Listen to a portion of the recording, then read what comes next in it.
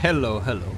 Today I will be showcasing the E50M, the German T10 medium tank, which is an absolute workhorse. It can almost do anything with the turret that's okay to play in hold down, to side scrape, to be frontline, to be sniper, to be pretty much anything on the battlefield you can turn this thing into. Except for, let's say, the sneaky hidden sniper with the camo value, because the camo value is kind of bad. But in this ranked game, I would like to show how you can both use the E50 to its strength, and showcasing how you can actually perform good in it. Despite what others might say, the E50M is not an outdated tank. It's pretty much a well-rounded, really good tank. And we're gonna start off by going the normal. We take the hillside here, just to see what we can do. We are arguing with everyone around us about the small positions. We need to hit the control of this to be. It's kind of tricky when it's in that. And here we have Kranvang trying to push out the 55, but I'm helping him. I'm helping the 55 get rid of this toxic behavior. And I think you're realizing that, you know, you don't do that kind of BS when you're playing ranked. If he would have pushed out and the 55 would have taken kill, easy report, and the Kranvang here would be banned for a couple of days from ranked gameplay. And here I completely missed the Udas. He's so small that I actually completely missed him and it was peeking. But I quite realized that I can't do much here versus all this cooldowns and such like. We had the beginning where we maybe could hit this to be Cupola, but other than that, it's quite tricky. We have a Kranvang and a 55, which is both. Oh, Kranvang is amazing in hold on, but 55 is as good as the E50 in hold on, I would say. Maybe it's slightly better. So I say screw this. The other flank is wide open. It can be maximum a Leopard and a Progetto over there. So I'm hoping that, well, there it is, the Progetto. What I was gonna say, oh, that's a lucky snipe. That's a lucky snipe. Well, hey, we take every little thing we get when you play ranked. What I was gonna say is that we hoped that maybe the Progetto was crossing, because it's been open there, and it seems like roughly all my teammates have been spotted, so it was open to go down the waterway on the Sand River here, El Haluf. All the desert map, they look the same. What I see now is that on the medium map, we are getting overwhelmed on the left side. The mediums is already dispersing. So I'm saying, alright, I need to be quick. So I need to take the fastest route possible to their base. But there's a rhinoceronte on the left that I don't want to be spotted from. And since the E50 does not have the best camo value, we don't want to shoot inside our view range. So we just outside it, 455. Which he can't spot me because he needs to be at a 445. And we see a Kran here peeking as well. And that's a blind connection. This is very risky, the way we're going here. Going up here, we can easily get spotted and then everyone can shoot at us. But we're taking the risk because we prioritize mobility more than anything.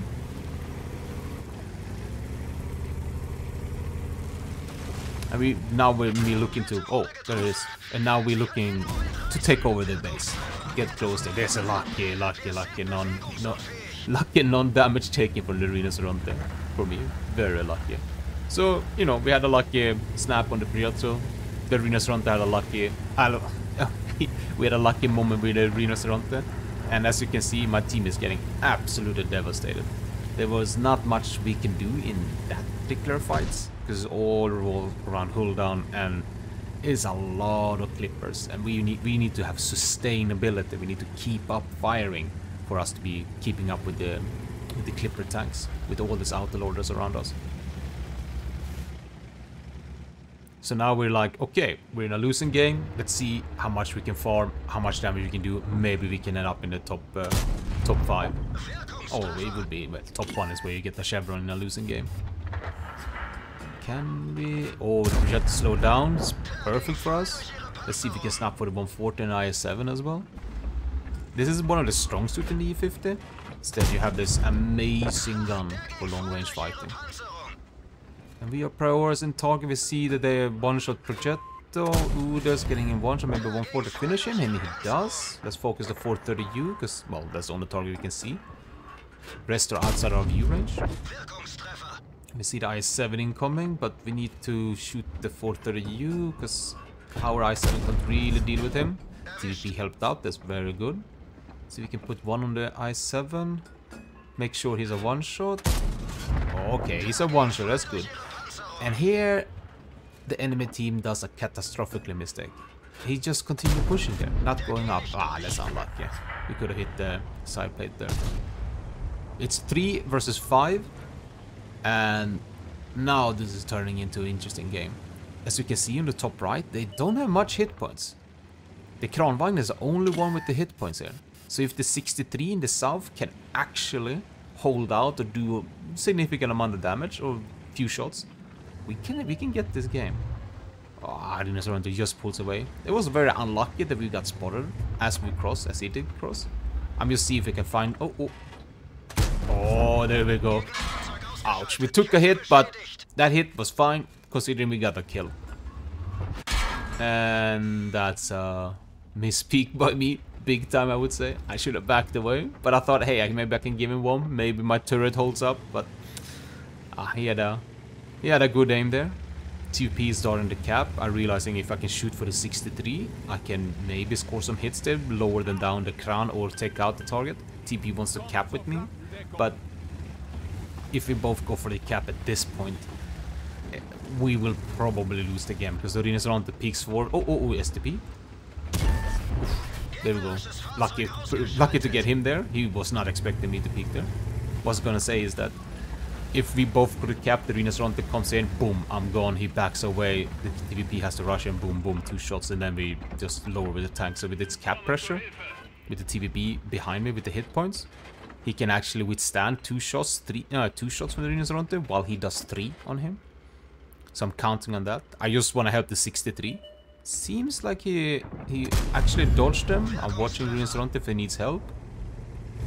And he does it. Alright, good call, good job by the TVP, really good job. See if we can finish with Progetto, and we do. Now we have the crown only. 63 is all about buying time. All about buying time. Oh, that's good.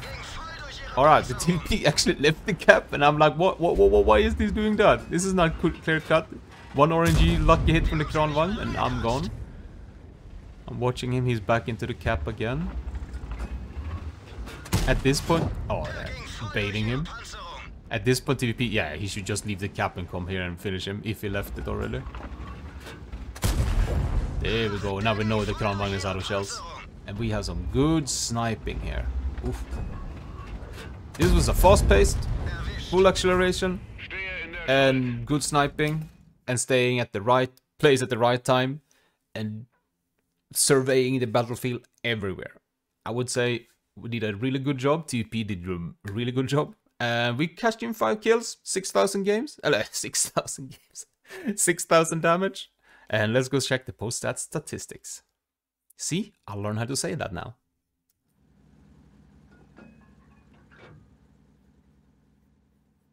Easy win. Easy win. And here we got the post-stat statistics of the game. We did almost 6,000 damage, 5 kills. I think that is pretty good result in a Haluf. I'll take it. 1286 experience. Our TVP, I think it did a really good game. It doesn't reflect in the score. Actually, in ranked, it's actually pretty good, I would say. And the detailed report, we lost some credits, but hey, it's ranked. Alright, let's go over and check out some crew skills, equipment, loadouts, and field modification.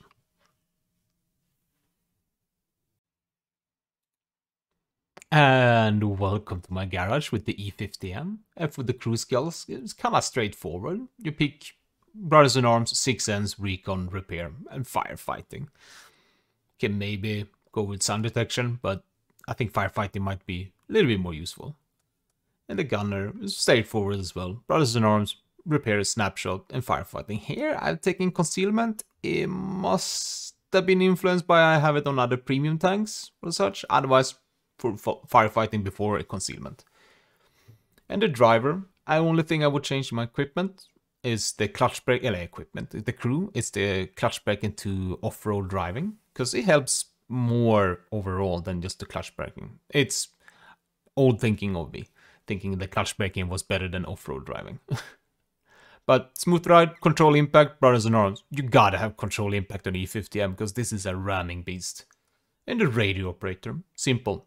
Situational awareness, brothers in arms, repair, firefighting, and then concealment. And the loader, I would take brothers in arms, safe stowage, repair, and intuition instead of adrenaline rush. But intuition was recently changed, so I still have adrenaline rush kicking around. But for equipment, I think is the most interesting thing is that I believe the improved rotation mechanism is superb on this tank. It's only time you're gonna notice the IRM not working as good as the vert stab is when you go full speed, stop, and gonna snipe. That's kind of the only thing I have noticed, that's when the IRM is not kicking in as good as the vert stab does. But those situations doesn't happen too often during a match. It happens obviously, but I think the benefit of the IRM, the helping it turning and turning the turret, it's better overall. It makes the tank feel more nice. But for a second loadout, I would pick the turbocharger, rammer, and then vertical stabilizer. For example, I have IRM, rammer, and ventilation on my tank. That's the secondary equipment I would go for. I wouldn't take anything else really.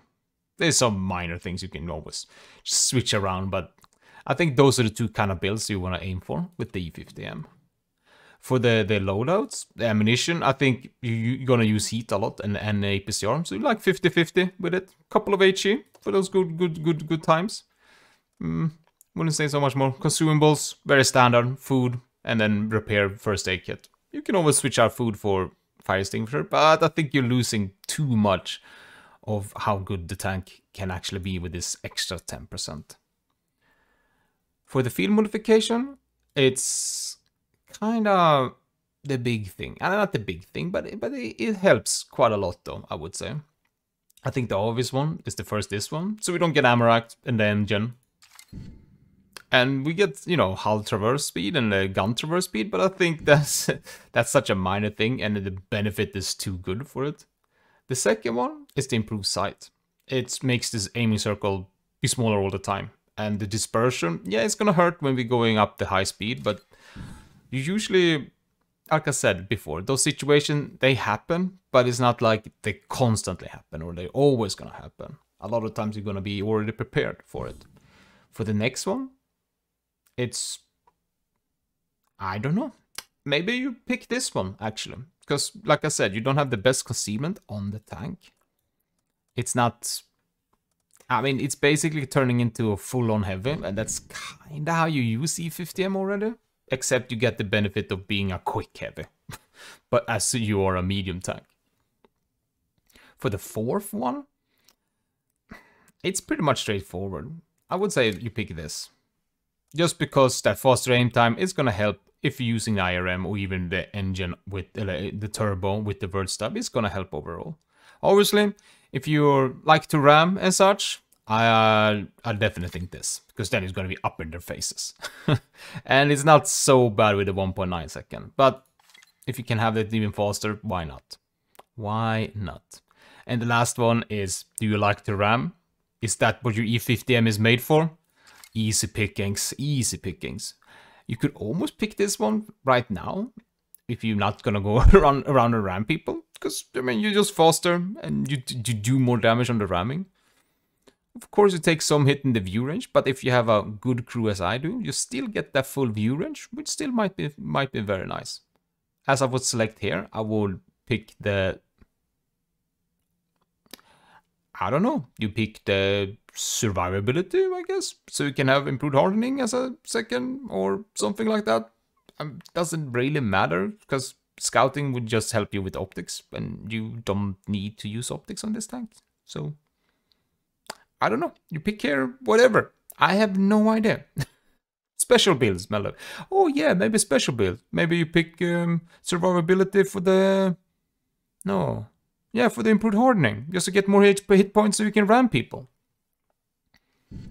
And that is pretty much the E50M gone over. I hope you enjoyed it. And stay tuned, because more videos will come. And take care. And I hope I see you around next time.